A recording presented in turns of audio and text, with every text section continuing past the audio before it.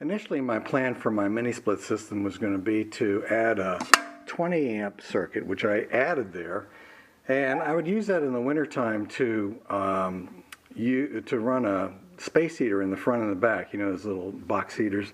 They actually will warm the whole bus even in single-digit weather. And so I had a 20 amp circuit that just ran 2 outlets in the bus, one all the way up under the driver's seat where I would put a fan, a heater, and the other one in the back bedroom on the closet. And I split that receptacle into 2. One was a 20 amp and the other ran on the right side 15 amp. So my original plan was to add a line to that so that in the summertime I could run the mini split system, which was 110, only drew a few amps, I think 5 amps or something like that, 9 amps maybe. And that was going to be the way I did it. But you couldn't find a mini split system that ran on 110 volts that had a ductless evaporator and air handler. So I had to buy a 220, which changed the whole plan. So that led to upgrading my service to now I have a 220. I took the old plug out, which as you can see was, you know, basically the same thing, except for this tab here has a bend over on it and this one doesn't, while 2 of these do, which are the 2 hot leads. So instead of having your hot lead in at 30 amps, a ground, and a neutral, you wind up with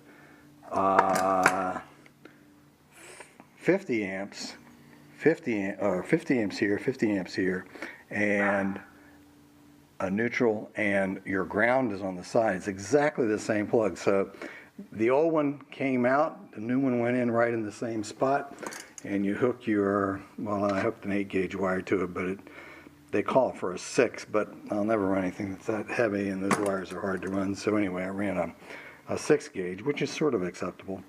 And that's the beginning, that's the first step of wiring up the bus. Before that, just like at the real campgrounds now, we have a 50 amp plug with a 50 amp breaker, and a 30 amp plug with a 30 amp breaker, and a 20 amp plug with a 20 amp breaker that I now have service to the garage with 50 amps in it. And you know, when you talk about 50 amps, dielectric grease on there. When you talk about 50 amps versus 30 amps, you're not just getting 20 additional amps, because you're only getting 110 on this. You're getting 110 here, 110 here, both at 50. So you're really getting 100 amps of service versus 30 amps of service. So you're getting 3 times as much power to your coach. I didn't want to do this because you have to use the gargantuan cords. And so instead of going, you know, with the regular 30 amp cord like that, the new cord is huge. I mean, it weighs probably 20 pounds just by itself. And so I wanted to avoid that. Plus the other downside is that, you know, there are a lot of campgrounds still that only have 30 amp service, and then you have to convert, which is easy to do, but you then only really get 30 amps of usable service. So instead of taking out my 20 amp line, I'm keeping that, because in the wintertime we may go camping in a place where the service is only offering a 30 amp or 20 amp and no 50 amp, and that way I can run everything inside the bus except for the 2 heaters, which I can still plug in the front and the back. And then the downside for this for me is removing the propane heater eliminates the chance for us to have heat if we're not plugged in or running, and that's one of the downsides. With the propane heater, you know, you could run off the battery power, ran a 12-volt motor, and it fired off of propane. Now we only have electric heat, whether it be with the heat pump or whether it be with the space heaters, which, you know, I probably won't use unless we don't have 50 amp service. And then there's no option for having heat when you're boondocking someplace, so that's the downside.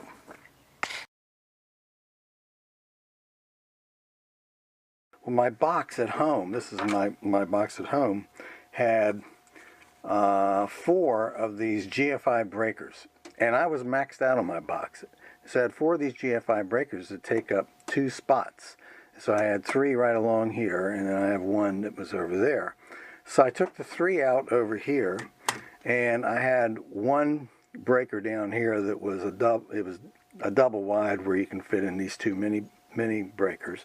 And so I took that out and put this 1520 in, and I took those 3 out up here and rearranged the box so that I could have room for these 2 50 amp breakers in my box at home, so that I could run a line which comes out down here. This is one of the lines, these red black lines here, and then up the side and all the way out to the garage to put in a new 50 amp service in my garage for a 220, which, you know, it seems ridiculous because all you really need is 4 amps, but you need to have the 220. So one thing leads to another. That was the start of this air conditioning project.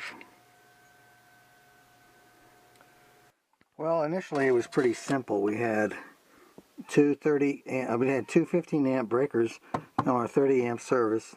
That was the left side, this was the right side. And then I added this 20 amp breaker for the front and the back to run little space heaters so that we save our propane.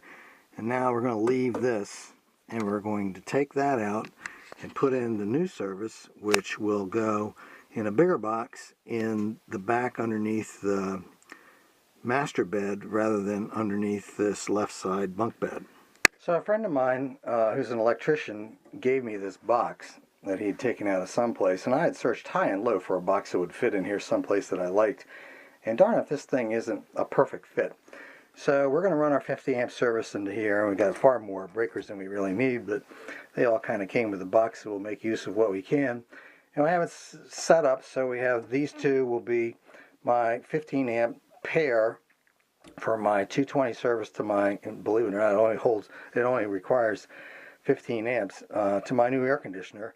And then this is my left side.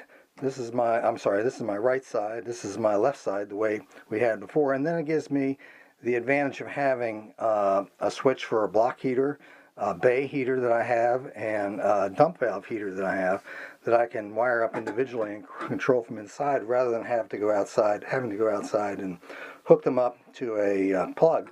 So this will be a much easier way to do that. So that's what the box looks like, and that's how we're going to set it up. We'll run our 50 amp 220 volt service into the 2 leads on the sides here, and of course we have our neutral bar here and our ground bar here and our assorted breakers. And so I'm really looking forward to having this upgrade, and I hope it works out and that we don't find too many campgrounds that only have 30 amp service. Most of them have 100 amp these days, or 50 amp, but not all. Before I put everything away here, I wanted to show you how I had set up my new box.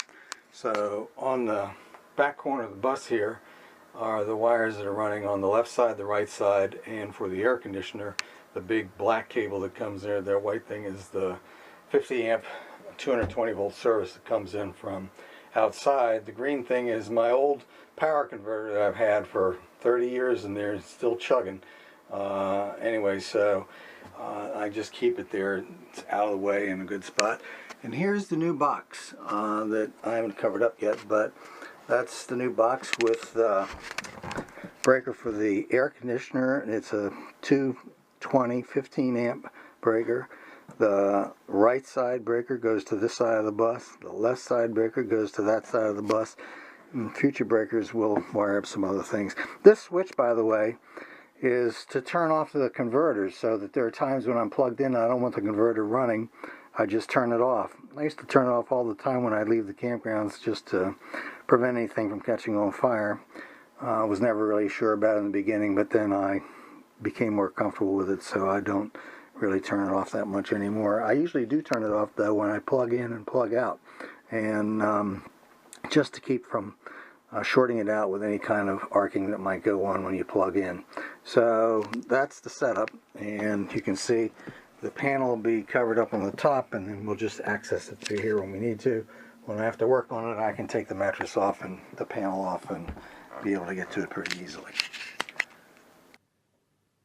So this is our new Sunville mini split air conditioner that's going to go in the side of the bus. and we almost have room for it, but not quite. So it's going to hang down a few inches, about 4 inches or so below the bottom of the bus. But the generator I had in there before basically did the same thing. It was never an issue, so I'm not going to worry about it.